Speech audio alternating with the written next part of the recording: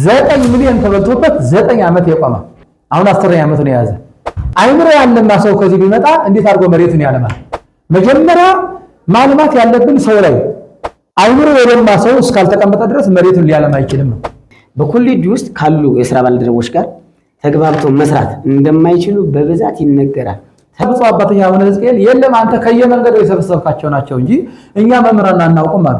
ብፁዕ አባታችን ይኸው ፋይላቸው በሙሉ ወደ 50 60 ፋይል እዚህ ስላለ የትኛው ምን ተምሯል የሚለውን ያስፈትሹ ለሚያምኑ ሰው ብዬ ወፍጄ ቤታቸው ላይ ቁጭ አደረኩ። 13 ዓመት ሳስተምር በተማሪ ጥያቄ ተነስቶብኝ አይቀር በጌት የሌለው ለኮሌጁ የሚጠቅም ሰው አወዳድሮ በ10 በ15 ሺህ ብር ከመቅጠር ያልተማረ ዕውቀት የሌለው በጌት ያለው መቅጠር ይቀናናል። በጌት ያለው ወይ ነው ባል ሰው ይቀጠር ሲባል እኔ ፍጹም ነኝ ብዬ አልናገርም። ነገር ግን እኔ ከተማሪ ጋር ወደ 28 ዓመት የኖርኩ ሰው ነኝ። ኮሌጅን እየመራን ያለን አብዛኞቹ ስለ ስራ ትምህርት ያወቀን አይደለም፣ ወይም ደግሞ ዲግሪ ማስተርስ ያለን ሰዎች አይደለም። ኮሌጅን መምራት ያለ ቢያንስ ፒኤችዲ ሆልደር መሆን አለበት፣ ቢችል ዶክተሬት ያለው መሆን አለበት ኮሌጅን መምራት ያለበት አይደል?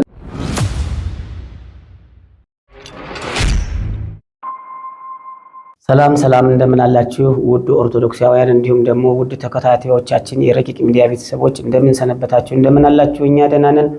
ይህንን ቃለ መጠይቅ ወይም ደግሞ ይህንን መንፈሳዊ ነገሮችን ወደ እናንተ ስናቀርብ ደስ እያለን እንዲሁም ደግሞ እጅጉን እንድንበረታና ኦርቶዶክሳውያን ከፍ ለማድረግ እየተጋን ስለሆነ እናንተም ደግሞ ሼር፣ ኮፒ ሊንክ፣ ሪፖስት እንዲሁም ደግሞ ሰብስክራይብ እያደረጋችሁልን ለሁሉም ኦርቶዶክሳውያን አድርሱልን።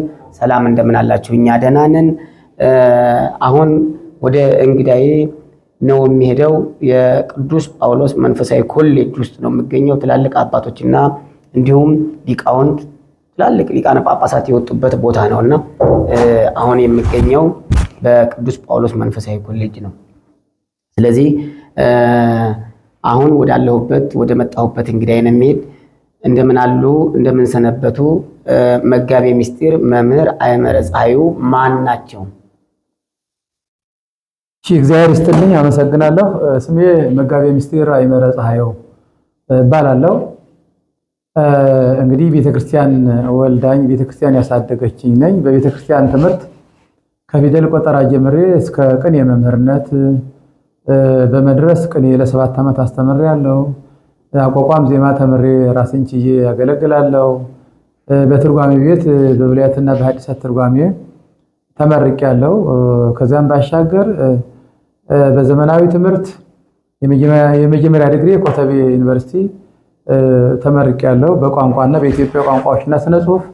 ሁለተኛ ዲግሪን ወይም ማስተርሴን አዲስ አበባ ዩኒቨርሲቲ እንዲሁ በኢትዮጵያ ስነ ጽሁፍና ፎክለር 2013 ተመርቄያለሁ። የአገልግሎት ሁኔታ በገጠሪቱ ቤተክርስቲያን ለ15 ዓመታት ቅኔ በማስተማር ስብከተ ወንጌል በማስፋፋት ማህሌት በመቆም ለ15 ዓመት አገልግያለሁ።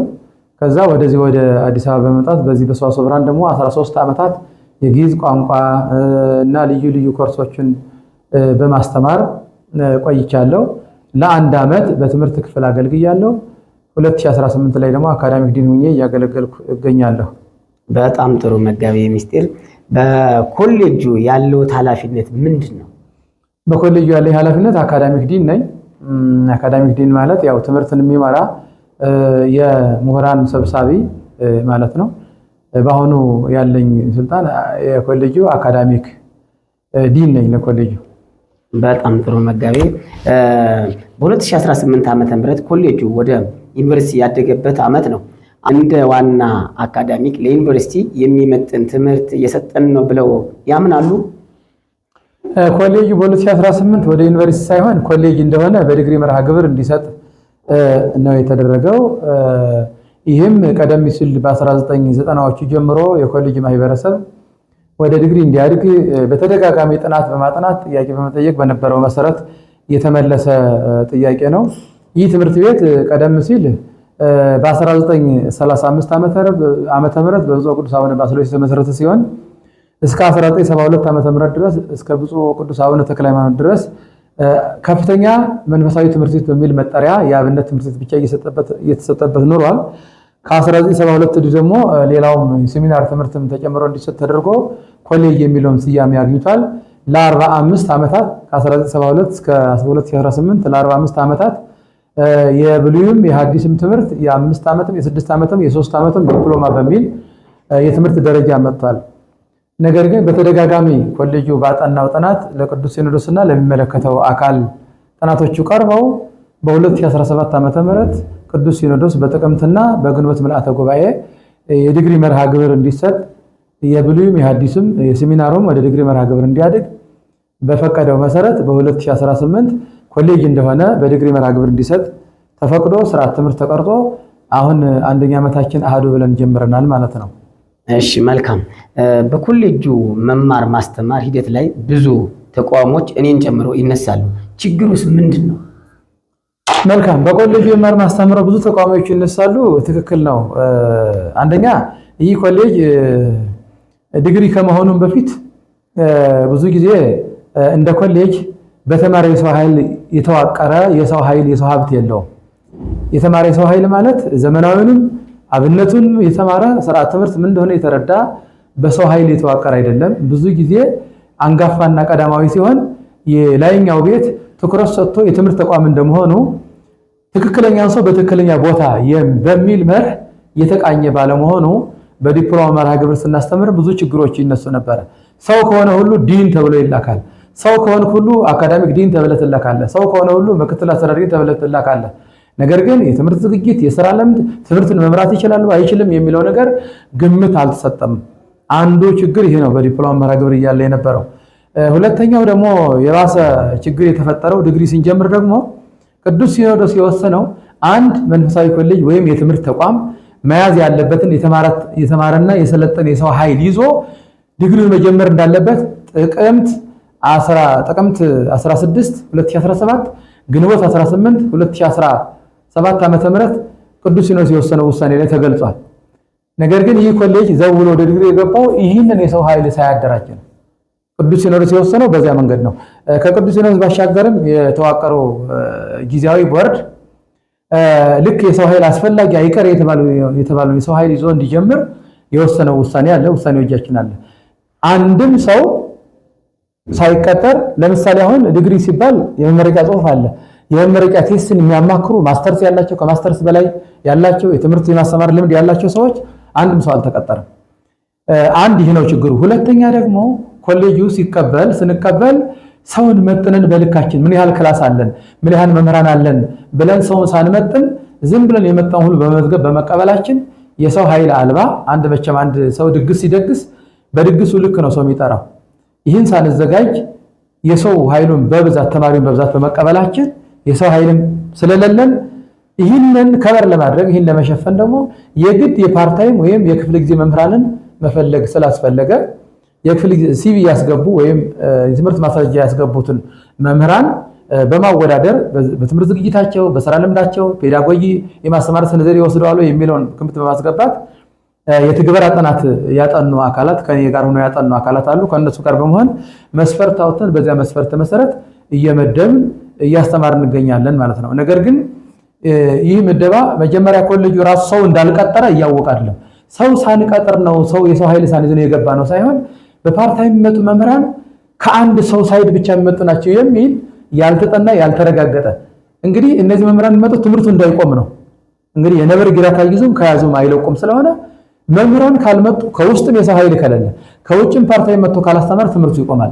ትምህርቱ እንዳይቆም ደግሞ ትምህርትን እንዲመራ የተሰጠው አካል ይገደዳል ማለት መምህራን ለመመደብ የተመደቡበትን መንገድ መስፈርቱ መፈተሽ ይቻላል። በሚገባ ትምህርት ዝግጅታቸው ታይቶ ነውና። ነገር ግን በሁለቱ ምክንያት ነው ችግር በመማር ማስተማር የተፈጠረው። አንደኛ በቂ የተማረና የሰለጠነ የሰው ኃይል ዘመኑን የሚያውቅ የሰው ኃይል የአብነቱን መሰረታዊ ትምህርትም ያወቀ የሰው ኃይል ሳይይዝ ወደ ትምህርት መግባቱ፣ ሁለተኛ ደግሞ ኮሌጁ ስንቀበል የሰውን ኃይል አለመመጠን፣ በመማር ማስተማር ሂደት ከተጀመረ በኋላ ደግሞ አለመናበብ፣ ስርዓት ትምህርቱን አለመረዳት። የኮሌጁ ማህበረሰብ በአብዛኛው ስርዓት ትምህርት አልተረዳውም።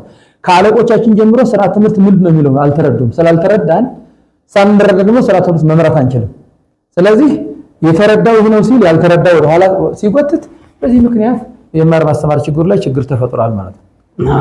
አይ እዚህ ጋር ምንድነው ቦርዱ ሲኖዶሱ ወሰነ።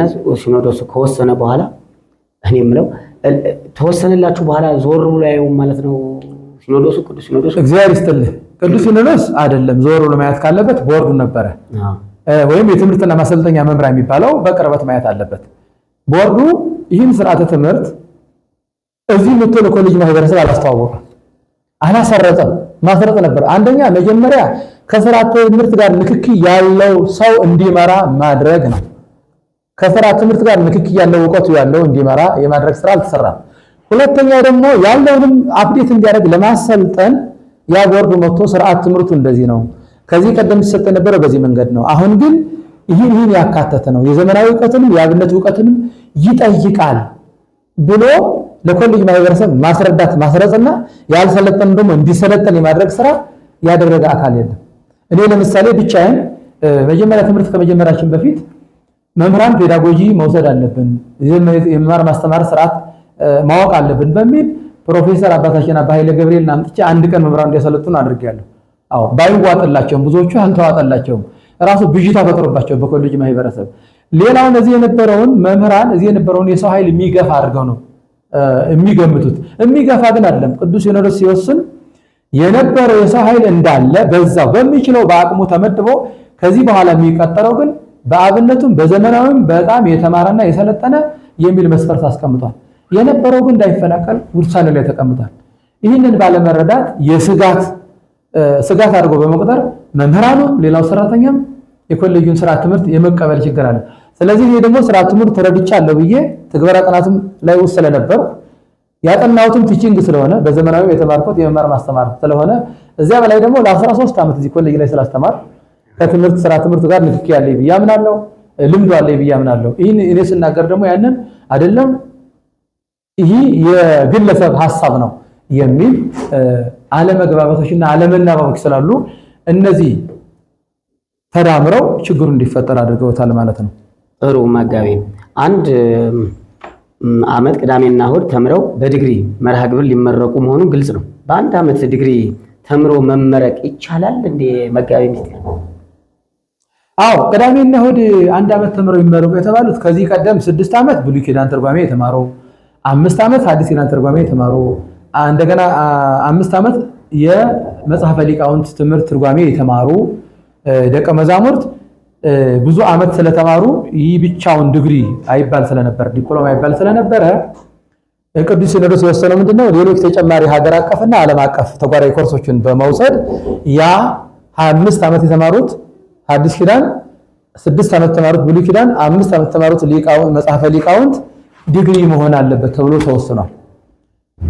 ስለዚህ በዚህ መሰረት ተጓዳኝ ኮርሶቹ ከ1 ዓመት እስከ 1 ዓመት ተኩል እንደሚፈጁ ስለተወሰነ በቅዱስ ሲኖዶስ ያንን ነገር እኛ ምን አደረግን ማለት ነው? 1 ዓመት ተኩል የሚለውን ወደ 1 ዓመት አመተን ቋሚ ኮርሶችና በብሎክ የሚሰጡ ኮርሶች አድርገን በመሸንሸን ስርዓተ ትምህርቱ በብሎክ ስለሚሰጥ በ1 ዓመት እንዲያጠቃሉ አድርገን ተጓዳኝ ኮርሶችን እንጂ በ1 ዓመት ተምረው ዲግሪ ሳይሆን እዚህ ቀደም የተማሩት 5 ዓመት የሐዲስ ትምህርት የ6 ዓመት የብሉይ ትርጓሜ ትምህርት ታሳቢ ተደርጎ ነው ዲግሪ የሚሰጣቸው ማለት ነው እንጂ የስላሴ ቅድስት ስላሴ መንፈሳዊ ኮሌጅ እኔም ጭምር ስላለው እነሱን መቃወሚ አይደለም።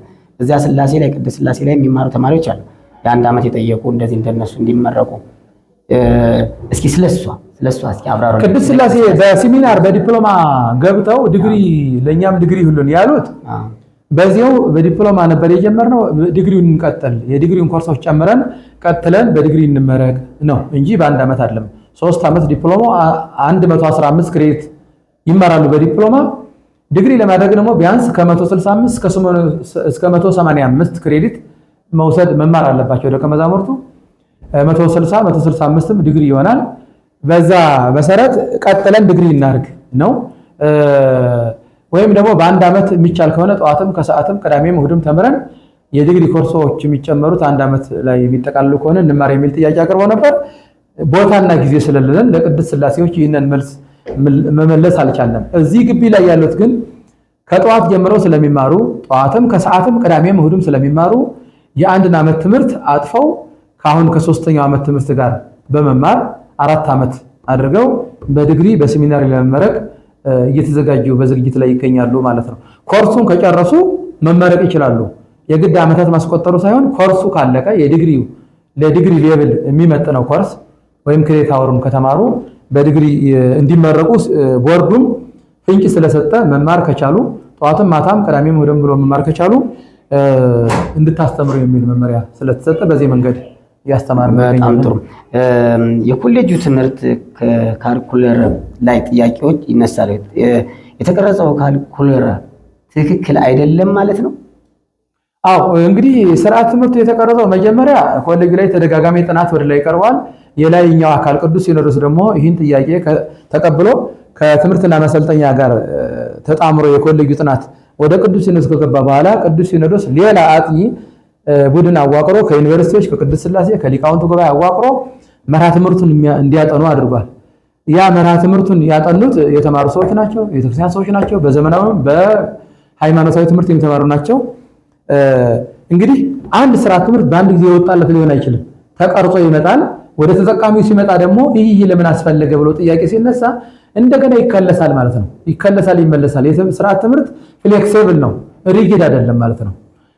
ምንድነው አሁን ጥያቄ ያስነሳው በስርዓት ትምህርት እንደ ግሪክ እንደ ዕብራይስጥ የመሳሰሉ ትምህርቶች ምን ያደርጉልናል? ለኛ የሀገር በቀሉ የግዕዝ ትምህርት ሰፋ ብሎ ቢሰጥ፣ ሌላው ሐዲሱ ብሉይ ሰፋ ብሎ ቢሰጥ የሚል ጥያቄ ከደቀ መዛሙርት መጥቷል።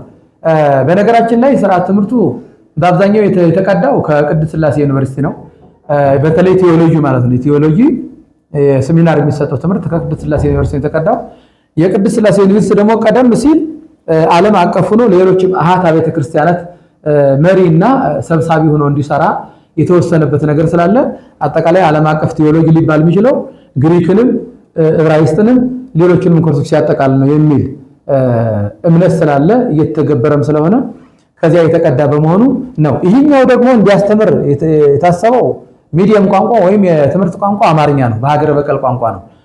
ይህ ከተባለ በኋላ ሌሎቹ ቋንቋዎች ለምን ያስፈልጋሉ የሚል ጥያቄ ያስነሳው ከዚህ ጋር ተያይዞ ነው እና ለወደፊት ይህን ታይቶ የሚያስማማ ምላሽ እንደሚሰጥ ቦርዱም ሆነ የትምህርትና ማሰልጠኛ መምሪያው አስተካክሎ እንደ ሌላ ምላሽ እንደሚሰጥ ተስፋ እናደርጋለን። በአንድ ጊዜ ተግባራዊ አይሆንም ማለት ነው። በአንድ ጊዜ ትጀምራለህ። ከዚያ በኋላ ከጥቅሙ አንጻር ከሚሰጠው አገልግሎት ፋይዳ አንጻር የምትጨምረው ይኖራል፣ የምትቀንሰው ነገር ይኖራል ማለት ነው። ይህ ነው ጥያቄ ያስነሳው በዚህ ምክንያት ነው። ጥሩ። እሺ መጋቤ፣ ከተማሪዎች ለሚነሳለው ጥያቄዎች አዎንታዊ መልስ ለመስጠት ፈቃደኛ አይሆኑም ተብለው ይታመናሉ።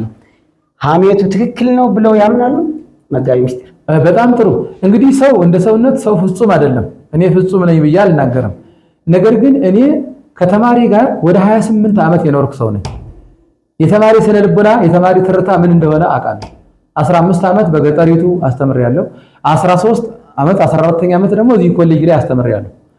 ስለዚህ ለተማሪ ምላሽ ለመስጠት በጣም ዝግጁ ነኝ። አዎንታዊ ምላሽ ለመስጠት ዝግጁ ነኝ። ነገር ግን ምን አለ መሰለህ፣ በእኔ ስር ለተማሪ ምላሽ የሚሰጡ 6 አካላት የሉም። የነዚህ የስድስቱ ሁሉ ኃላፊነት ወደ እኔ ሲመጣ ጫናው ሲበዛ ለተማሪ አንዳንድ ጊዜ የሚፈልገው ምላሽ ላልመልስ ይችላል። ሰው እንደመሆኔ ለምሳሌ ኮሌጁ ቅድም እንደነገርኩ የሰው ኃይል ሳይዝ ነው የገባው ብያለሁ። በዚህ በአካዳሚክ ዲን እኔ አሁን ተማሪ ጋር መገናኘት አልነበረብኝም። እንደ ኮሌጅ የኮሌጁ ስርዓት ትምህርቱን ተረድቶ የሰው ኃይል ይዞ ቢነሳ ኑሮ ተማሪ እኔን ፊቴን ማየም ነበረ። ተማሪ ጋር እንድንገናኝ ያደረገው ምንድነው? በእኔ ስር ስንት የሰው አካል ያስፈልጋል ማለት ነው? 6 ሰዎች ያስፈልጋል። 6ቱም የሉም፣ አንድም አልተቀጠረም። አንደኛ የሴሚናር ትምህርት ክፍል ኃላፊ ወይም ዲፓርትመንት ሄድ የለም። ሁለተኛ የአብነት ትምህርት ክፍል ኃላፊ ወይም ዲፓርትመንት ሄድ የትርጓሜ ትምህርት ኃላፊ የለም፣ ትምህርት መሪ። ሶስተኛ የሴሚናር ትምህርት ክፍል ጥናትና ምርምር ክፍል ኃላፊ የለም። አራተኛ የአብነት ትምህርት ክፍል ጥናትና ምርምር ኃላፊ የለም። አምስተኛ የተማሪዎች አገልግሎት ዲን የሚላል የለም። ከዚህ ቀጥሎ ዩኒት ሊደር የሚባልና ሌሎች ደግሞ ከዚህ በታች ያሉ ንዑሳን ክፍሎች ይኖራሉ። ቢያንስ 6 ኮር ሰዎች ኮር የኮሌጁ አካላት የሚሆኑ ይሉ። እነዚህን ማን የሚያስተምር? የነዚህ ሁሉ ጥያቄ የሚመጣው ወደ መምህራን ይመረ ነው። አካዳሚ ዲን ጋር ይመጣል። የሚያዘጋጃቸው ግን ማን ነበር? ኮሌጁ ነው። ከሊቀ ጳጳሱ ጀምሮ ያለው የአስተዳደር ክፍል ስርዓተ ትምህርቱ እነዚህን አካላት አልባ ማስከድ አንችልም የሚለውን ቢረዱ ሰዎቹ እንዲቀጠሩ ያደርጉ ነበር። ስለዚህ ስርዓተ ትምህርቱና የኮሌጅ ማህበረሰብ አልተግባባም። ሰው እንደሚያስፈልግ ምንድነው የሚባለው መሰለ በቤተ ክህነት ቋንቋ ሰው ለምሳሌ በቦርድ ተወስኗል። በቦርድ ላይ ትግበራ ጥናት ስናጠና እኔ ሰብሳቢ ነበርኩ። 5 የትምህርት ባለሙያዎች አሉ። 18 ሰው ቢያንስ 18 ሰው እንዲቀጠር አሳይን አድርገናል። በትግበራ ጥናቱ 18 ሰው ተቀጥሮ ዲግሪው እንዲጀመር ካሉት መምህራን ጋር ማለት ነው። ቦርድ ደግሞ ምን ይማይዝ አድርጎ 9 ይቀጠሩ ብሎ ወሰነ። እነዚህ እንዲቀጠሩ ውሳኔውን ብፁዕ አባታችን አቡነ ሕዝቅኤል የፈረሙትን ውሳኔ አመጣን። ይኸው ቦርድ በወሰነው መሰረት እነዚህ አይቀር የተባሉ 9 ሰዎች እንኳን ይቀጠሩ ብለን ለአስተዳደሩ ጋር ስናቀርብ አይቻልም ነው የተባለው። እንዴ በጀት የሌለው ሰው አንቀጥር ነው። እንግዲህ አሁን ብዙ ጊዜ በቤተ ክህነታችን ልማድ የተማረ በጀት የሌለው ለኮሌጁ የሚጠቅም ሰው አወዳድሮ በ10 በ15 ሺህ ብር ከመቅጠር ያልተማረ ዕውቀት የሌለው በጀት ያለው መቅጠር ይቀናናል። በጀት አለው ወይ ነው ሰው ይቀጠር ሲባል። ስለዚህ በዚህ ምክንያት የ6 የ7 ሰው ስራ ጫና በእኔ ላይ ስላረፈ ደቀ መዛሙርቱን ማስተናገድበት አፕሮች ትክክል ላይሆን ይችላል ማለት ነው። እኔ ግን በማስተምረው 13 ዓመት ሳስተምር በተማሪ ጥያቄ ተነስቶብኝ አይቀርም። በክላስ ውስጥ በማስተምረው አሁን ዳሳዊ ጥናትን ማድረግ ትችላለህ። መምህር አይመረ ሲያስተምር ዕውቀቱ ምን ያህል ነው? ያስረዳል ወይ? ጥያቄ ይመልሳል ወይ? በግሬድ ተማሪ ይጎዳል ወይ ብለህ ብትጠይቅ እዛ ላይ እነሱ ቢነግሩ ደስ ይለኛል። ስለዚህ የ6 የ7 ሰው ስራ ጫና እኔ ላይ ሳይሆን አንዱ ተማሪ ነው። አዎ ሰው ስለሆንኩኝ ተማሪዎች በፈለጉት መንገድ ላልመልስ እችላለሁ ማለት ነው። ይህ ሁሉ የሰው ኃይል በሌለበት አካዳሚክ ዲን ጋር መምህር ቢቀር አካዳሚክ ዲን ጋር ምንድነው ትምህርት መቼም የጀመረው አካዳሚክ ዲን ጋር ሬጂስትራር በራሱ የኮሌጅ ሬጂስትራር በሬጂስትራር አቅም የተገነባ አይደለም። በሬጂስትራር ሙያ የተካነ ሬጂስትራር የሚመራ አካል የለንም። ዋት ሬጂስትሬሽን ምንድነው? ሬጂስትሬሽን ምንድነው? ራሱ መርሃ ግብር የሚያወጣው ማን ነው? ይህንን ሁሉ ለይቶ የሚያውቀው የሰው ኃይል የለንም። ያ ስለሆነ ተማሪዎችን በንግራችን ላስቀየም ይችላል ብዬ አስባለሁ። ፍጹም አይደለም። ነገር ግን በመምህርና በተማሪ መካከል ባለው በመማር ማስተማሩ ዙሪያ ተረድቶኝ ነው ማስተምረው ማለት ነው። ከአቅም በላይ የሆነ ነገር ሲሆን ግን ልበሳጭባቸው ይችላል። ልክ አይደለም፣ አዎንታዊ ምላሽ አይሰጥም ሊሉ ይችላሉ። አሁን የመጡት እንዲያ ሊሉ ይችላሉ ማለት ነው። ከዚህ አንጻር ነው። እሺ መጋቢ ምስጢር በኮሌጅ ውስጥ ካሉ የሥራ ባልደረቦች ጋር ተግባብቶ መስራት እንደማይችሉ በብዛት ይነገራል።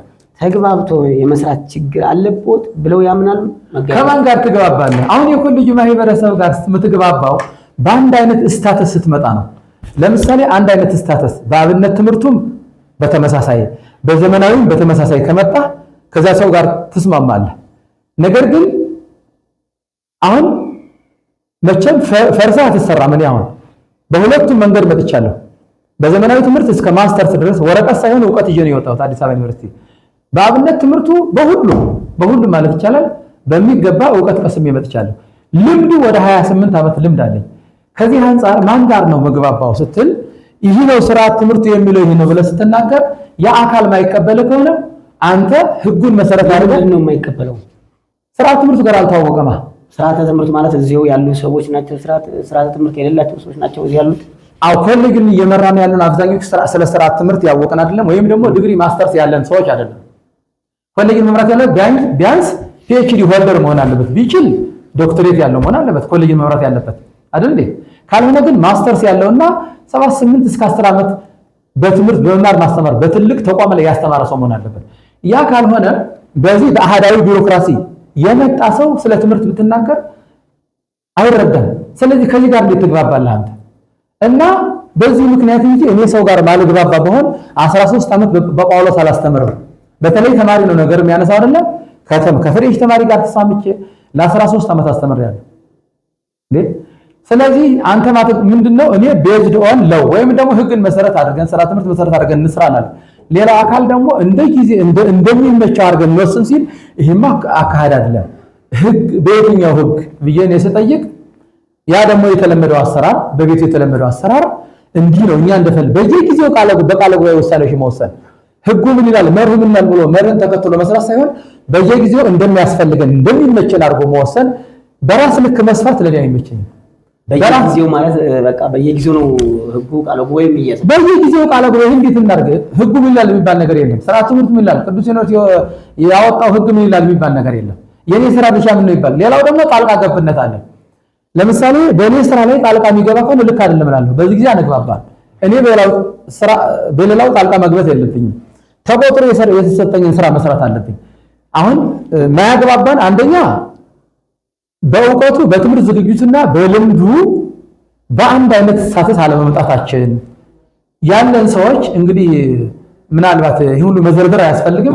እናንተ ታውቃላችሁ ማለት ነው። 5ኛ ክፍል 6ኛ ክፍል ሳንሆን በአመራር ተቀምጠን ሊሆን ይችላል። ከዚህ ጋር እንዴት ትግባባለህ? ሌላኛው ደግሞ ቀና የሆነ ፐርሰናሊቲ ላይኖረን ይችላል። ትምህርት የግድ ሳይሆን ቀናነት ያለው ሰብዕና ካለም እኮ መግባባት ይቻላል። እኔ ተቀምጬ መማር እችላለሁ ማላውቀው፣ ሌላውም ተቀምጦ መማር ይችላል። ይህንን ፈቃደኛ ካልሆነ እኛ የፈለግነው በዚህ መንገድ ብቻ ነው የሚል ፕሮሲጀርን ያልጠበቀ ስራ እኔን የሚመለከተኝን አልፎ ሊቀ ጳጳሱ ላይ እኔን የሚመለከተኝን አልፎ ዲን ላይ ሲሄድ ልክ አይደለም። ይህ የሚመለከተኝ እኔን ነው። እኔ ደግሞ መሄድ ያለብኝ ከዲኑ ነው። አለቃ ዲኑ ናቸው። አልፎ ጳጳሱ አልሄድም የሚለውን የትምህርትን ፕሪንሲፕል ለመጠበቅ እሞክራለሁ። ሌላው ደግሞ ይህን መጠበቅ አይፈልግም። በሚመቸው መርን በለቃቃ ካሄድ በሚመቸው ሊሄድ ሲል ትክክል አይደለም ስል በዚህ ምክንያት ልንግባባ አንችልም። ለምሳሌ አሁን የተማሩ ሰዎች አሉ። ትግበራ ጥናት ያጠኑ ሰዎች ከማስተርስ በላይ ናቸው። በቤተክርስቲያን የተማሩ ናቸው። እነሱ ጋር ትግበራ ጥናት ስናጠና በጣም ተስማምተን አሁንም ያሉ መምህራን በፓርታይም የመጡ መምህራን ብንነጋገር ኮሽታ የለም። ለምን? በከንፈር ንክሻ በአይን ንክሻ እንግባባለን። ሁላችሁም የተማራችሁ? አዎ፣ በሁለቱ መንገድ መምጣታችን እንግባባ ያደርጋል። ሌላው በአንድ በኩል ብቻ የመጣው ሰው ግን ያንን ብቻ ወፍ እንዳገሯ ትጮኻለች አይነት ነገር ሲያንጸባርቅ ይህ ነው ማለት ነው። ወይም አሁን እኛ ፈርሰን ወደ እነሱ መግባት መቻል አለብን። ያ ደግሞ የተማረ ሰው እንዲህ ሊሆን አይችልም። በዚህ ምክንያት አለመግባባቶች ይፈጠራሉ ነው። ነገር ግን አሁን ከላይኛው አመራር ጀምሮ ስለ ሥርዓት ትምህርት ዘመናዊንም የተረዳ መንፈሳዊንም የተማረ የበቃ አሁን ይህን ኮሌጅ እኔ ልነግርህ የምችለው ለወደፊት በአብነት ትምህርት ቤትን በስሎ ያልተማረ በደንብ የአብነት መምህራኑን መምራት የሚችል በዘመናዊ ትምህርትን በቴዎሎጂም እስከ ማስተር ከዚያ በላይ በስሎ ያልተማረ ሰው መምራት አይችልም። ይህን ኮሌጅ በሁለቱ በአብነቱ ብቻ ከመጣም የዘመናዊ ክፍተት አለ። በዘመናዊ ከመጣም ደግሞ አብነቱን ባለማወቁ የአብነት ሰዎች ይህ ሰውዬ እኮ ዘመናዊ ብቻ ነው የተማረው እንጂ መሰረታዊ የሀገር በቀል የቤተክርስቲያን ትምህርት አያውቅም ብሎ መናናቅ ስለሚመጣ ለወደፊት መምህራኑም ሆኑ ሌላው አካል በተለይ መምህራን አሁን የቅድስት ሥላሴ መምህራን እኮ አብዛኞቹ ማስተርስ እየያዙ ነው። አፕግሬድ እያደረጉ ነው። አፕዴት እያደረጉ ነው ራሳቸው። እዚህ ጋር ግን አፕግሬድ ማድረግ የለም፣ አፕዴት ማድረግ የለም። የተማረ ካለም እሱን ተሰብስቦ መኮነን። ስለዚህ ከዚህ አንጻር አለመግባባቶች ሊፈጠሩ ይችላሉ ማለት ነው። በጣም እናመሰግናለን መጋቤ። በመምህራን ቅጥር የተነሳ የሚነሱ አንዳንድ ጥያቄዎች አሉ። እሱም የመምህራን የእውቀት ብቃት የሌላቸው በመጋቤ ምስጢር አይምረ በኩል በዝምድና ወይም በጥቅማ ጥቅም ተደልለው ያመጧቸው ናቸው ይባላል። እርስዎ ምን ይላሉ? እርስዎ ያመጣሉ እንዴ ማለት ነው? እሺ ጥሩ ነው። እኛ እንዲያውም ለመጀመሪያ ጊዜ ለፓርታይም መምህራን መደበኛ ቅጥር ኮሌጅ ነው የሚቆጥረው። ለፓርታይም መምህራን ለመጀመሪያ ጊዜ ተደርጎ የማይታወቅ ያደረግነው የትግበራ ጥናት ያጠኑት ቀሲስ ሀብታሙ ተሾመ፣ መምህር ሰሎሞን ተክሌ፣ መምህር ጳውሎስ ዘማርያም፣ መምህር ላይከ ማርያም ብርሃኑ እነዚህ ከማስተርስ በላይ ናቸው። 15 ዓመት 20 ዓመት ትምህርት ያስተማሩ የትምህርት ሰዎች ናቸው። እነዚህ የትግበራ ጥናቱን ካጠኑ በኋላ መምህራንን በምን መንገድ ፓርታይም መምህራን የክፍለ ጊዜ መምህራንን በምን መንገድ በምን መስፈርት መምረጥ አለብን ብለን ተቀምጠን ቁጭ ብለን መስፈርት አወጣን። ሌላው የትምህርት ተቋም እንደሚያወጣው ማለት ነው። አንደኛ መስፈርት የትምህርት ዝግጅታቸው ምንድን ነው? 30%። ሁለተኛ አኮሙሌቲቭ ጂፒኤ ወይም ደግሞ የመጨረሻ ተምረው ውጤታቸው ስንት ነው? ዲግሪም ሆነ ማስተር ውጤታቸው ከፍተኛ ዝቅተኛ ነው 30%። ሶስተኛ የሥራ ልምድ ምን ያህል በኮሌጅ አስተምረዋል 30%፣ 90 ይሆናል። 10% ደግሞ ፔዳጎጂ ወስደዋል ወይ? እነዚህ ሰዎች በኮሌጅ ለማስተማር የመማር ማስተማር ስነ ዘዴ ትምህርት በትምህርታቸው ውስጥ ወስደዋል ወይ የሚለውን አድርገን 100% አድርገን እነዚህን ይዘን መስፈርት አውጥተን በሙሉ ፕሮፋይልን አገላብጠን የመምህራን ፕሮፋይል አገላብጠን በደረጃ አስቀመጥን።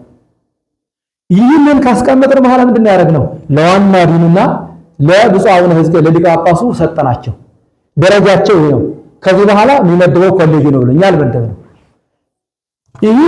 ይህን ደረጃቸውን አይቶ ሊቀ ጳጳሱ ወይም ዲኑ ወይም ሌላ የሚመለከተው አካል ይህን ደረጃ አይቶ እገሌ አንደኛ ነው፣ እገሌ ሁለተኛው፣ እገሌ ሶስተኛ ነው ከትምህርት ዝግጅት ከነዚህ መስፈርቶች አንፃር ያንን አይተው እንዲመድቡ ወይም አካዳሚክ ኮሚሽን መድቡ ካሉ ደግሞ እንድንመድብ ሰጠናቸው።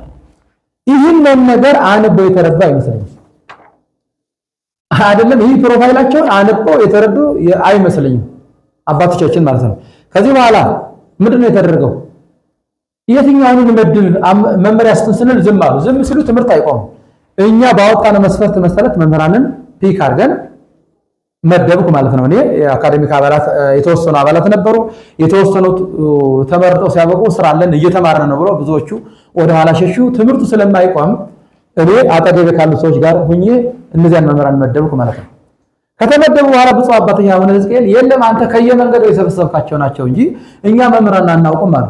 ብፁዕ አባታችን ይኸው ፋይላቸው በሙሉ ወደ 50 60 ፋይል እዚህ ስላለ የትኛው ምን ተምሯል የሚለውን ያስፈትሹ ለሚያምኑ ሰው ብዬ ወስጄ ቤታቸው ላይ ቁጭ አደረኩ።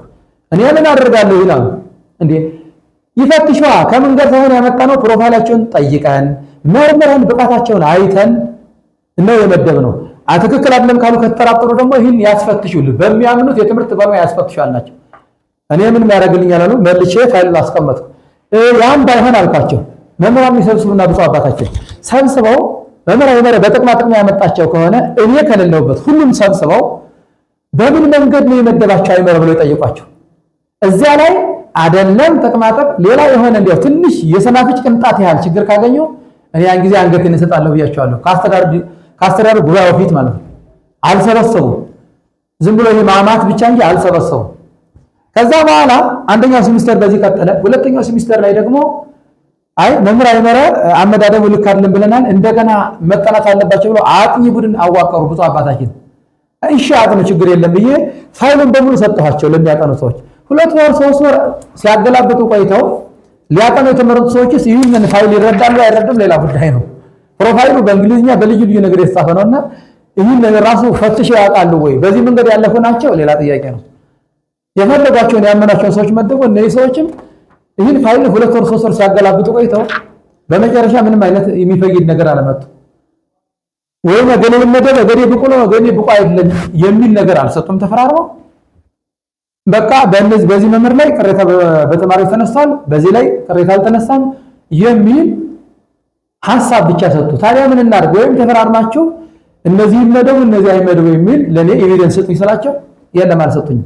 ከዚያም በኋላ ትምህርት አይቆም። አሁን ቀጠሉ። ሌላም ኮርስ ስለሚጨምር ሌላም መምህር ፋይል ያስገባ መምህር ቆይቶ ሌላውን መደብን ማለት ነው። በዚህ መንገድ ነው። አሁን እኮ ከመምህራን ጥቅማ ጥቅም አደባባይ ላይ ነው ያለው። እኔ በሌለሁበት ሰብስባችሁ ጠይቁ ብያቸዋለሁ። መምህራኑን እኔ በሌለሁበት ሰብስበው አንድ ቅንጣት ነገር ካገኙ ስልጣኑን ዛሬ ለቃለሁ፣ እንዲያውም ከዚያ በላይም ደግሞ መቀጣት ካለብኝ በህግ እጠየቃለሁ ብያቸዋለሁ። የለም አዎ። ስለዚህ ይሄ ነው የሆነው ነገሩ። አሁንም እናንተም እንደ ሚዲያ መጠየቅ ትችላላችሁ። መምህራንን ሰብሰብ አድርጋችሁ መምህራን መረስ የመደባችሁ በምን መንገድ በአጋው ነው የመደበው ብላችሁ ብትጠይቁ አንድ ነገር ብታገኙ እኔ ለመቀጣት ለመጠየቅ ተጠያቂነትን ለማስተናገድ ዝግጁ ነኝ። እዚህ ላይ ያየዘው ግን ቅድስት ሥላሴ ላይ ተማሪዎች ግሩፕ አለዎት ወይም ደግሞ የተማሪዎች ግሩፕም አለዎት?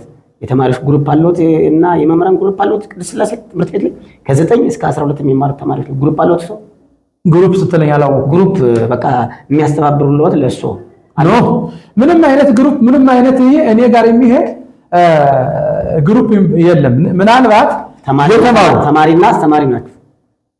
ተማሪና አስተማሪ ነው። መምህራን ግን የተረዱ ማስተርሶችና ይህ ስርዓተ ትምህርቱ በአግባቡ ባለመመራቱ መብታቸው ባለመጠበቁ መምህራን አሉ። እነዚህ መምህራን ምንድን ናቸው? እኔን ለምንድን ነው የማይመለስ ሲሉ ይህ አስተዳደራዊ ጉዳይ ነው እላቸዋለሁ። አሁን እነዚያ በሐሳብ የሚደግፉ የተማሩ ሰዎች አሉ፣ መምህራን ማለት ነው። ስርዓተ ትምህርቱ በአግባብ እየተሰራ እንዳልሆነ እዚያ ስርዓተ ትምህርቱ ላይ ያሉ ሰዎች እንደሌሉ ቅድም እንደነገርኩ 6-7 ሰዎች እንደሌሉ አስፈላጊ ዲፓርትመንቶች መመር እንዳለባቸው እንደው ይቀታ ሐሳብ የሚሰጡ መምህራን ሥላሴን ብቻ ሳይሆን እዚህም የተወሰኑ ግሩፖች እንዳሉ ነው የሚነገረኝ። ለኔ የሰማሁት እንደሚነገረኝ ነው። ሥላሴ ላይ ያው እኔም አግኝቼዎት 1-2 ጊዜ አውርቼዋለሁ። ግን ግሩፑ ሁለቱም እዚህ ጳውሎስም እዚያም ነው ወይስ እዚህ የሚባላሉ ወይስ ቅድስት ሥላሴ ብቻ? ግሩፕ የሚባል አጠቃላይ የለኝም ይላል። የተማሪ ግሩፕ ደግሞ አይሰራም። ጥሩ አይደል? ግሩፕ የሚባል የለኝም። በራሴ የምተማመን ዜጋ ነኝ እኔ ወንድምህ ነው የምልህ። ቆይ ልንገርህ፣ ግሩፕ የሚባል አንደኛ በግሩፕ የሚሄደው ያልተማረ ሰው ነው። የሆነ አጫፋሪ ወይም ደግሞ ቲፎቶ ሰብስቦ አንድ ሰው ለመኮነን ወይም ደግሞ ባዶ የሆነውን ለማጽደቅ የሚሄድ ነው። እኔ በራሴ ሙያ በራሴ እውቀት የምተማመን ሰው ነኝ፣ ማንንም አይደለም። ለምሳሌ እኔ እኮ እዚህ ከዚህ እንድነሳም እኮ ብዙ ነገሮች ተጽፈዋል፣ ብዙ ነገሮች ላይ ድረስ ላይ ያለው አካል ግን ስለተረዳ እውነቱን ስለተረዳ እስካሁን ድረስ አለው ማለት ነው። ወደፊትም ይህ ኮሌጅ እንደ አዲስ መዋቅሩ ፈርሶ መዋቅር ስል እንደ አዲስ መዋቅሩ ፈርሶ ማለት ያለው የሰው ኃይል ያለው አስተዳደራዊ መዋቅር የሰው ኃይል በተማረ በሰለጠነ በሁለቱም መንገድ የተማረ ሰው ከላይኞቹ አባቶች ጀምሮ ስርዓተ ትምህርትን የተወሰነ ሂንት የተረዱ አባቶች ካልመሩት ኮሌጁ አሁንም ዲግሪ ጀመረ ይባልም ወደ ኋላ ይመለሳል ማለት ነው። ለምሳሌ ቅድስት ሥላሴ ብዙ መሻሻሎች አሉ። ብፁዕ አቡነ ፊልጶስ አሉበት። እንግዲህ ዶክተሬት ሆልደር ናቸው። ብፁዕ አቡነ ማነው ፕሮፌሰር ባይለ ገብረ ያሉበት ስንት ፒኤችዲ ያላቸው ናቸው። ሌሎች መምህራን ጭምር የአብነት ብቻ የነበራቸውን ዲግሪ ዲፕሎማ እንዲይዙ አድርጓቸዋል፣ እያስተማሩ ማለት ነው። ማብቃት የአንድ ተቋም የመጀመሪያ ኳሊቲ ያለውን ሰው ማብቃት ነው፣ ማሰልጠን ነው፣ ፈቃድ ያለውን። አሁን ከዚህ ውስጥ ያለነውን ፈቃደኛ የሆነውን ማሰልጠን አለበት። ስኮላርሺፕ በመስጠት የትምህርት ዕድል በመስጠት ዲፕሎማ ያለው ዲፕሎማ እንዲይዝ፣ ዲግሪ የሌለው ዲግሪ እንዲይዝ፣ ማስተርስ ያለው ማስተርስ እንዲማር፣ ማስተርስ ያለው ፒኤችዲ እንዲማር ኮሌጁ አመቻችቶ በአቅም መገንባት አለበት። የተማረ የሰው ኃይል ካለው ይህን ያህል ጋጋታ የለም ማለት ነው። በእቅድ ይሰራል፣ በእውቀት ይመራል፣ በኮሽታ ይገባባል። አጠቃላይ ሲስተም አልተዘረጋም። እዚህ ሬጂስትሬሽናችን በጣም የቀረ ባክዋርድ ነው። የሬጂስትር አሰራራችን በዳታቤዝ በሆነ ዲጂታላዊ በሆነ ዳታ የሚይዙ የሙያ ሰዎች ያስፈልጋል። ይህ ሁሉ ሊስተካከል መሰረታዊ የሆነ ስር ነቀል ለውጥ ምን አለበት። ሌላው አሁን ይህ ኮሌጅ እኮ የተማሩ ሰዎች ቢላ ከላይ ይለማ ነበር። አንድ ስንት ካሬ ሜትር ነው ያለው? እንግዲህ ዝናብ የሚመለሱ ወደሱ ልመጣሉት ነው። ትላልቅ ሊቃነ ጳጳሳትን ግዙፍ አሉ የሚባሉ የሚሰሙ አባቶች አይ ሊቃነ ጳጳሳት በጣም እጅጉን የሚማርኩኝ እኔ አሁን ሰማቸው ድምጻቸውን የሚማርኩኝ ሊቃነ ጳጳሳት አሉ። ከዚህ ነው የወጡት። አዎ ከዚህ ነው የወጡት። እነሱ ግን ተምረው ከሄዱ በኋላ ይሄን ግቢ ዞር ብለው አይተውት አያውቁም። እና አሁን ግቢውን እያየሁት ነበር። የጅብ የተለያየ ነገሮች መጫወቻ ነው የሆነው። ልማት የለውም። ምንድነው ብለው ያስባሉ። ምንድነው ችግሩ? እነዚያ ሊቃነ ጳጳሳትስ ተምረው የሄዱት ብዙ ምሁራኖች ሊቃውንቱ በውጭም በተለያዩ ሀገር አሉ የሚያስተዳድሩ ሰዎች አሉ። እዚህ ኮሌጅ ላይ ውለታ ያለባቸው አሉ። ለምንድነው ይሄንን ኮሌጅ ዞር ብለው የማያዩት? ምንድነው ብለው ያስባሉ? አዎ በጣም የማዝነውና ትልቁ ነጥብ ይሄ ነው። እጅግ በጣም የሚያሳዝነው 60% 70% አበው ሊቃነ ጳጳሳት የተማሩት ከዚህ ኮሌጅ እንደሆነ ታሪክ ይነግረናል። እኔ አሁን አንዳንዴ የሚነገር ነገር አለ፣ በትውፊት የሚነገር ነገር አለ። ብፁዕ አቡነ መልከጼዴቅ ይህን ኮሌጅ ለማቅናት ብዙ የጣሩ ትልቅ አባት ናቸው። በረከታቸው ይደርብን። እንዲህ አሁንም ምለው ያይሁን ላለው እንዲያው ረግመውታል የሚባል ነገር አለ። እንዲያው አዝነውበታል፣ አልቅሰውበታል ሲባል እውነት ነው። እርግማን ይሰራል፣ በረከት ምርቃትም እንደሚሰራ በመጽሐፍ ቅዱሳችን እናምናለንና ያን ነገር እጠረጥራለሁ።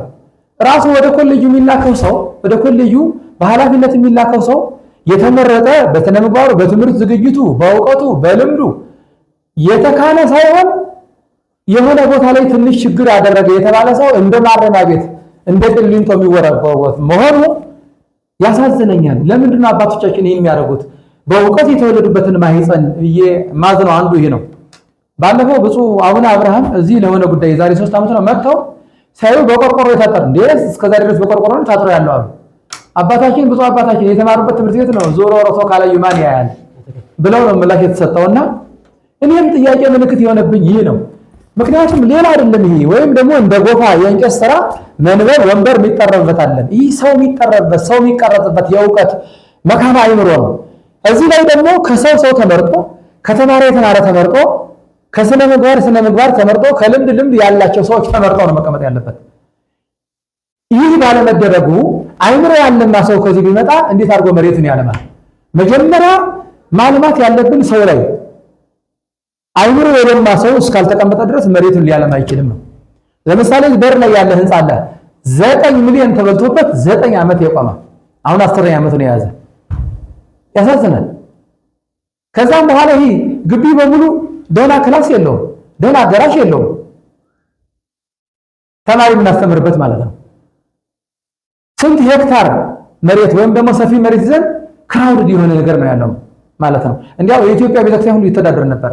ይህንን አሁን ለአባቶቻችን የምንማጸነው እንዲያው በእውቀት የተወለዱበትን ተቋም ከሌላው በተለየ መንገድ የማያለሙበት መንገድ እንዳልኩ ግን ትልቁ ነጥብ አይምሮ የለማ ሰው ሲመጣ ነው መሬት የሚያለማው ብያለሁ።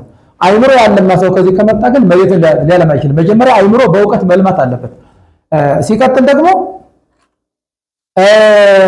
ፕሮጀክት መንደፍ የሚችል መጠየቅ የሚችል እንዲያው በቤተ ክህነትም በጀት ይበጀታል። ከዚያም ባሻገር ሌላ ገቢ ለማግኘት ፕሮጀክት ቀርጾ በጎ አድራጊዎችን ምዕመናንን እስከ ውጭ ሀገር ድረስ እዚህ ጳውሎስ ተምረው የወጡ ሰዎች ስላሉ እነዚያን በፕሮጀክት የሚያሳምን ፕሮጀክት ቀርጾ ማቅረብ የሚችል የለም። ፕሮጀክት የሚቀርጸው ተምረህ ነው እውቀት ኖሮ ነው አይደል? ስለዚህ እዚህ በኃላፊነት የምንመረጠው ኮምፒውተር ተቀምጦልን ብር የሚያደራበት ኮምፒውተር ከፍተን መዝጋት የማንችል ሰዎች ነው በኃላፊነት የምንቀመጠው ማለት ነው። ስለዚህ አይምሮ የለማ ሰው ስላልተቀመጠ መሬቱ ሊለማ አልቻለም። ለወደፊትም እኔ ለቅዱስ ሲኖዶስ አባቶች የምማጸነው እኛ ነገ እናልፍ እንችላለን፣ የምንችለውን ሰርተን ይህ የትምህርት ተቋም ሰው የሚቀረጽበት የእውቀት ተቋም መካነ አእምሮ ስለሆነ ከሌላው ተቋም ከሚመደበው የበለጠ የተማሩ በአብነቱም በዘመናዊም የተማሩ የሰለጠኑ ልምድ ያላቸው ትውልድ ማፍራት የሚችሉ ትውልድን በስነ ምግባር በእውቀት ቀርጸው ማውጣት የሚችሉ ሰዎች እንዲመደቡ እናጻለን ነው። አሁን ተማሪ እኮ አስተምር የምናወጣው ተማሪ ደህና ስነ ምግባር ይዞ መጥቶ ጋጣ ወጥቶ ነው የሚወጣበት ነገር አለ። ከዚህ ሲመጣ ከዚህ ያለውን ብሄበር ሲመለከት ደህና ስነ ምግባር ይዞ መጥቶ ከዚህ ግቢ ላይ ሲገባ ነገር ለምዶ ሌላ ነገር ለምዶ ከዚህ ራሳችን ያለውን ነገር አስተምራል።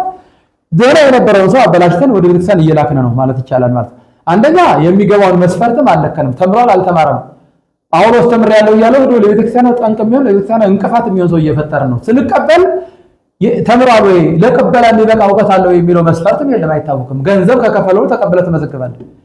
ይህ ሁሉ መቅረት የሚችለው የተማሩ የሰለጠኑ በሁለቱም የተካኑ ሰይፍ ዘክሊአፉ የተባሉ መንፈሳዊውንም ዘመናዊውንም እውቀት ያወቁ የጠነቀቁ ዘመኑን የዋጁ ሰዎች ከላይ ጀምሮ ከአመራሩ መዋቅር ላይ ከገቡ እታች ያለነው መምህራን ጭምር ካለነው ሌላ ደረጃ ከፍ ያለ ደረጃ እየተማርን ያለን እየሰለጠን አፕግሬድ እያደረግን እየሰለጠን እንድንመጣ፣ ሌላው ደግሞ ወደፊት የሚቀጥለው ደግሞ እየተማረ የሰለጠነ ልምድ ያለው በዘመድ አዝማድ ሳይሆን በእውቀት ተኮር የሆነ ስራ ቢሰራ ኮሌጁ ነፃ ይወጣል የሚላል 83 ዓመት አስቆጥሮ ትናንትና ዝዋይ 6 ዓመት ካስቆጠረው ጋር ያለው አቻ አይደለም። አሁን ጳውሎስ ዝዋይን ብትል አሰራሩ በሙሉ በዘመናዊ የዘመነ ነው። 6 ዓመት ያስቆጠረው ትናንትና 3 ደብረ ታቦር ዲያም ኮሌጆች ሌሎችም አሉ ወደ 9 ባህር ዳር እነዚህ አይደል ብታይ ከዲኑ ጀምሮ ከኃላፊዎች ጀምሮ ያሉት ሰዎች እነማን ናቸው ነው? ተከታታይ እነ መጋቢት ስማቸው ንጋቴ ናቸው። እንግዲህ መጋቢት ስማቸው ንጋቴ ማን ናቸው? የባህር ዳር ዩኒቨርሲቲ ሌላው የዝዋይንም ጠይቅ። ስለዚህ እንደዚህ ባለ መንገድ ካልተዋቀረ በዘልማድ እገሌ ጳውሎስ ዲኑን እህድ ሰው ከሆነ ሁሉ ዲኑን ከተላክ ሰው ከሆነ ሁሉ አካዳሚክ ዲን ሰው ከሆነ ሁሉ የሰው ኃይል ሰው ከሆነ ሁሉ ጸሐፊ ወዘተ እየተባልክ የምትላክ ከሆነ መተህ ራስህ ትለማመድበታለህ። ስትለማመድ ደግሞ አንተ ለራስህ በሚመች ስልጣን አለኝ ሌላው ጋር ተግባብተህ እንዳትጠይቅ ስልጣን አለኝ ብለህ ራስህን ከፍ ልታደርግ ትችላለህ። እንዴት ጠይቃለህ ትላለህ። እስከምትጠይቅ በቃ እያበላሸህ ትኖርና በመጨረሻ ደግሞ ተነስተው ሌላ ዘዳለና ይሄ ቢቀር ሌላው በውድድር ቢሆን ለምሳሌ ፖለቲካ አይደለም ይሄ ትምህርት ተቋም ስለሆነ አንድ የትምህርት ተቋም ኃላፊ ቢሆን በትምህርት ዝግጅቱ በስራ ልምዱ ተወዳድሮ እንዴት ልሰራ ትችላለህ? ፕሮጀክት ቀረጽ ተብሎ ፕሮጀክት ተወዳድሮ በዛ መንገድ መሆን አለበት። ሹመት አይደለም ይሄ የሙያ ጉዳይ ነው፣ የፕሮፌሽናል ጉዳይ ነው። ይሄ ካልቀረ ተወዳድሮ መግባት በስራ ልምድም በትምህርት ዝግጅትም ተወዳድሮ በኮሌጅ ላይ ልክ አዲስ አበባ ዩኒቨርሲቲ እኮ ያሉ ሰዎች ሊቀመንበር ለመሆን ዲፓርትመንት ሄድ ለመሆን ተወዳድረው ነው። እዚያ መምህር ናቸው አይደለ? ዲፓርትመንት ሄድ ለመሆን ተወዳድረው ነው። ከዛ ተወዳድሮ ያሸነፈው ሰው ሊቀመንበር ይሆናል። ልክ ሌላው ደግሞ ትልቁ ችግር እዚያው ኮሌጅ ላይ የነበረ የለመደ የትምህርቱን የተማሪውን ባህሪ ያወቀ የኮሌጅ ማህበረሰብ ባህሪ ያጤነ ሰው ሳይሆን ከሌላ ቦታ ከትምህርት ጋር ንክ ያልነበረ የሌላ ቦታ የነበረ ሰው አምጥተው ያስቀምጣሉ። ያ ሰው እንደገና ሃሁ የሚል ይሆናል ማለት ነው። አንደኛ እዛው ኮሌጅ ማህበረሰብ ያለውን ማንቃ ወደ ላይ ማሳደግ ከታች ወደ ላይ ማሳደግ እያሰለጠነ። ሁለተኛ ከሌላ ተቋም ቢመጣ ደግሞ ከትምህርት ተቋም መምጣት አለበት። ወደ ሰው ሲመጣ ከቅድስት ሥላሴ ሲያስተምር የነበረ ትምህርትን ሲመራ የነበረ ወይም ደግሞ ከዚያ ወይም ከሌላ ኮሌጅ ላይ የነበረ ከሳቴራ የነበረ ከትምህርት ጋር ንክኪ ያለው የትምህርት ፕሪንሲፕል የሚያውቅ ሰው ፕሪንሲፕል ላይ የትምህርት ስነ ባህሪ የሚያውቅ ሰው መመደብ ቢችል ሌላኛው ቤት ኮሌጁ ነፃ ይወጣል የሚል ሐሳብ አለኝ። በጣም አመሰግናለሁ። እንግዲህ ይህንን አንጋፋ ኮሌጅ በአካዳሚክነት እየመሩ ነው። በጣም መጋቢ ሚስጥር አይምረ ፀሐዩ እጅግ አድርጌ አመሰግናለሁ በተመልካቾች እና እንዲሁም በተከታዮቻችን ስም። እስኪ መጨረሻ ላይ የሚሉት ነገር ካለ የመጨረሻውን መልእክቶትን እድሉ ልስጥዎት። የመጨረሻ የምለው መልእክቴ ይሄ አሁን የተነጋገርነው ነገር ያው ሚዲያ ላይ ሊውል ይችላል። የሰሙ አባቶች፣ ወገኖች፣ ወንድሞች ከኮሌጁ የተማሩ የኮሌጁ ልጆች ለዚህ ኮሌጅ መለወጥ ይህ ኮሌጅ እንደ ሌሎቹ መንፈሳዊ እንደ ቅድስት ሥላሴ እንደቀርቡ በሁለመናው አቅም ገንብቶ እንደ እድሜ ርዝማኔው የቤተክርስቲያን ልጆች የሚወጡበት እንዲሆን እያንዳንዳቸው አስተዋጽኦ እንዲያደርጉ በጎ ሐሳባቸውን እንዲለግሱ ጠጠር እንዲጥሉ ሐሳቤን እሰጣለሁ። በዋነኛት ደግሞ ጠቅላይ ቤተ ክህነት የትምህርትና ማሰልጠኛ መምሪያ ከዚያም አለፍ ሲል ቅዱስ ሲኖዶስ ልዩ ትኩረት የትምህርት ተቋም እንደሆነ ልዩ ትኩረት ሰጥቶ ይህ ኮሌጅ ለሌላ ሁሉ አራያ ሆኖ ዓለም አቀፍ የሚሆንበት አሁን ለምሳሌ የኦንላይን ትምህርት ጀምረናል። የርቀት ትምህርት አሁን ልንጀምር ነው። ምንም ይሄኛው የፌስ ቱ ፌሱን የፊት ለፊቱን በደንብ ሳናሻሽል ሌላ ውስጥ ሁሉ ገብተናል። አሁን ገንዘብ ተኮር የሆነ አሰራሩን ትቶ ዕውቀት ተኮር የሆነ አሰራር ውስጥ ገብቶ ዕውቀት ሲሰራ ዕውቀት በራሱ ገንዘቡን ያመጣል። አገልግሎት መልካም ሲሆን ገንዘብ በራሱ ያመጣል። አሁን ይህ ተቀይሮ ትክክለኛ የትምህርት ተቋም የሚሆንበትን መንገድ ሁሉም የሚመለከተው አካል አስተዋጽኦ አድርጎ ኮሌጁ ትክክለኛ ኮሌጅ እንዲባል ያው መንፈሳዊ ኮሌጅ ማህበረሰባዊ ዕውቀት፣ ታሪክ፣ ሃይማኖት፣ ዶግማ፣ ቀኖና፣ ስርዓት፣ ፍልስፍና አጠቃላይ ብዙ ዕውቀቶች የሚሰጡበት ኮሌጅ በመሆኑ ይህ ኮሌጅ ልዩ ትኩረት ተሰጥቶት ከልማቱ ጀምሮ እንዲለማ ህንፃዎች እንዲኖሩት መማሪያ ክላስ እንዲኖረው ተማሪዎችን ሰፋ አድርጎ እንዲቀበል የማድረግ ተማሪ ተምሮ የሚወጣው ተማሪም ደግሞ የት እየሄደ ነው? ኮሌጁ በያዘው ዓላማ ቅዱስ ሲኖዶስ ባስቀመጠው ዓላማ በየሀገረ ስብከቱ ሄዶ እያስተማረ ነው ወይስ ብሎ ተምሮ ሲያበቃ ኮሌጁን ተጠቅሞ ተልከስክሶ እየቀረ ነው? ይህ ሁሉ ተፈትሾ ለታለመለት ዓላማ ተማሪው እየዋለ ነው እየዋለ አይደለም የሚለው ተፈትሾ ለታለመለት ዓላማ የተማረው ደቀ መዝሙር መምህር ወጥቶ ምዕመናን እንዲያፈራ በየአህጉረ ስብከቱ ሄዶ እንዲያስተምር እዚህ እንጀራ ካለበት አዲስ አበባ አካባቢ ብቻ ተልከስክሶ እንዳይቀር የማድረግ ስራ እንዲሰራ በአጽንኦት መናገር እፈልጋለሁ። በሀገር ውስጥም በሀገር ውጭም ያሉ በኮሌጅ የተማሩ ሰዎችም የኛ ቤት ነው በእውቀት የተወለድንበት ማይጸን ነው ልናየው ይገባል ብሎ ሐሳብ እንዲሰጡ አጀንዳ እንዲሆን ሀገር አቀፍም ዓለም አቀፍም የቅዱስ ሲኖዶስም አጀንዳ ሆኖ ለምንድን ነው ከችግሩ እንዴት ነው የሚወጣው የሚለውን አጀንዳ አድርጎ ቅዱስ ሲኖዶስ ይህን ኮሌጅ ወደ ተሻለ ደረጃ እንዲያሳድግ መልእክትን በማስተላለፍ ሐሳቤን እቋጫለሁ። አመሰግናለሁ። እኔም መጋቤ ሚስጥር በጣም እጅጉን አድርጌ አመሰግናለሁ። አድማጭ ተመልካቾቻችን እንግዲህ እንደሰማችሁት ነው። ሁላችሁም እንግዲህ ሼር፣ ኮፒ ሊንክ፣ ሪፖስት፣ ሰብስክራይብ አድርጉ። መልእክቱ ሁሉም ጠቃሚ ነገሮችን እንደሚደርሳችሁ ተስፋ አደርጋለሁ። መልካም ቀን